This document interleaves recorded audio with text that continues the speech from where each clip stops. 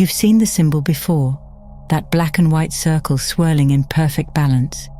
Maybe you've worn it on a necklace or seen it on a wall somewhere and thought, it's something about balance.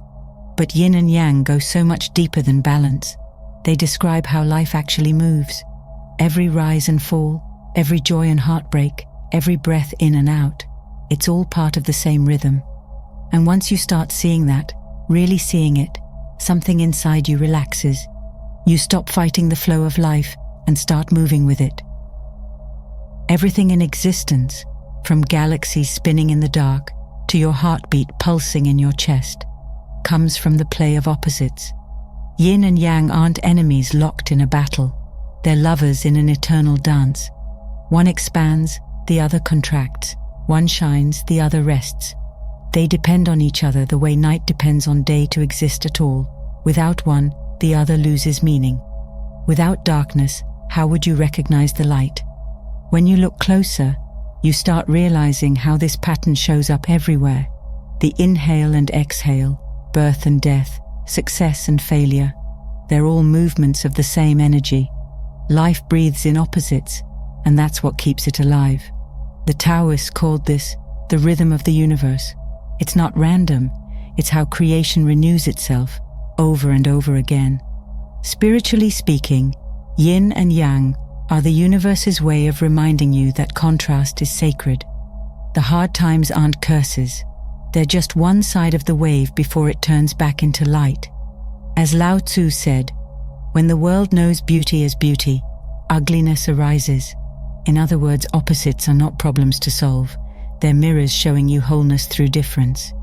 You can think of it like a heartbeat. If it ever stopped rising and falling, there'd be no life. The same goes for everything else. The dark valleys make the bright peaks possible. When you understand this, you stop labeling experiences as good or bad. You start seeing them as movements of the same sacred breath. And here's the wild part. Once you stop resisting that rhythm, life starts to feel a lot more peaceful. You begin to trust it. You realize there's a deeper intelligence guiding every up and down, something ancient and wise that's never stopped moving through you. In Taoist wisdom, yin and yang are sometimes called the feminine and masculine energies, not in a gendered way, but as expressions of how energy behaves. Yin is the quiet, nurturing current. It's the soft whisper that holds space for creation to happen. Yang is the active spark, the part that moves, builds, expresses. Together they create everything, from the stars in the sky to the emotions inside you. You carry both. Everyone does. The yin within you is the stillness that listens, feels, and receives. The yang is the force that acts, speaks, and creates. When they're in harmony, your life flows. When one dominates, you feel it. Burnout, apathy, frustration, confusion. The world today often glorifies yang, hustle, ambition, constant movement. But without yin, without stillness and reflection, all that energy burns out.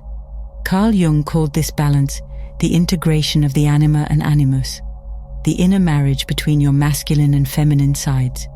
When one side is repressed, life feels incomplete. But when they meet, something divine happens. You start creating, not from ego but from soul. It's like your inner universe finally finds its rhythm.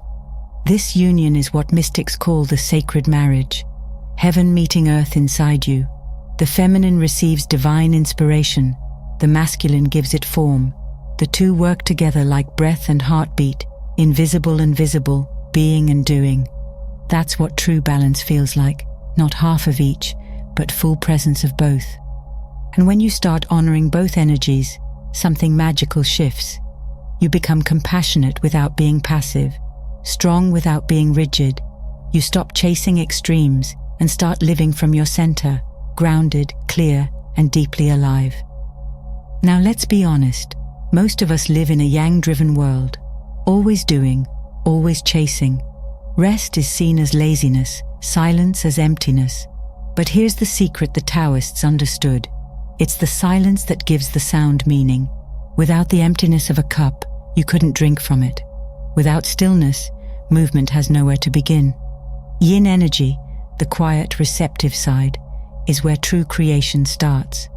It's the pause before the breakthrough, the darkness where seeds grow, the moment in winter when everything seems dead, yet life is secretly gathering strength underground. Spiritually, Yin is the space where transformation brews unseen. Alan Watts once called this the fertile void. It's that mysterious stillness where you're not forcing anything, yet everything begins to align. The Taoists had a term for it too, Wu Wei, effortless action. It's not about doing nothing. It's about acting in harmony with the flow, instead of fighting it. When you stop pushing and start trusting, you move with the same intelligence that guides the stars and tides. Maybe you've felt it before, that strange calm after letting go of something you've been clinging to. Suddenly, everything begins to click without you trying so hard. That's Yin working through you. That's divine order unfolding in silence.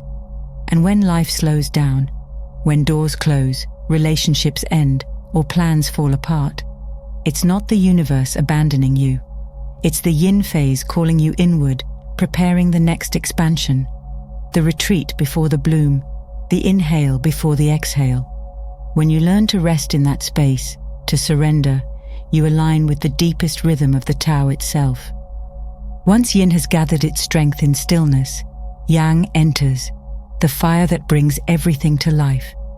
It's the sunrise after the night, the movement that turns vision into reality. Without Yang, ideas would remain dreams forever. It's the energy that says, let's make this happen. But Yang without Yin's wisdom becomes chaos. Too much action, not enough reflection, and suddenly you're burning out instead of lighting up. Taoist masters knew that true power isn't endless movement. It's knowing when to move and when to pause. That's what they called dynamic equilibrium, the art of living in rhythm with the universe. Think of it like breathing. You can't just inhale endlessly. You'd collapse. You need the exhale too. Same goes for giving and receiving, speaking and listening, striving and resting. When one overtakes the other, life tilts off balance. But when both energies work together, everything flows, your health, creativity, even your relationships. The beautiful part about Yin and Yang is how they constantly give birth to each other. When Yang reaches its peak, it naturally softens into Yin. When Yin deepens into stillness, Yang arises again. It's like the seasons. Summer becomes autumn, winter becomes spring, a perfect cycle of death and renewal. Nothing stays one way forever, and that's exactly what makes life beautiful. So when things fall apart or feel too intense, remember, the energy is just shifting. Darkness doesn't mean it's over. It means something new is forming. You're simply in the phase before the next rise. Trust that rhythm, because it's been guiding the universe since the beginning of time. Now here's where it all comes together. Everything in life moves in circles, not straight lines. The Taoists understood this long before science ever tried to explain it. Nothing in existence stays fixed.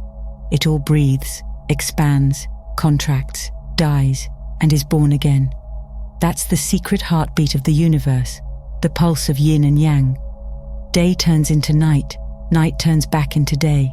The inhale becomes the exhale, the seed becomes the tree, and the tree becomes soil again.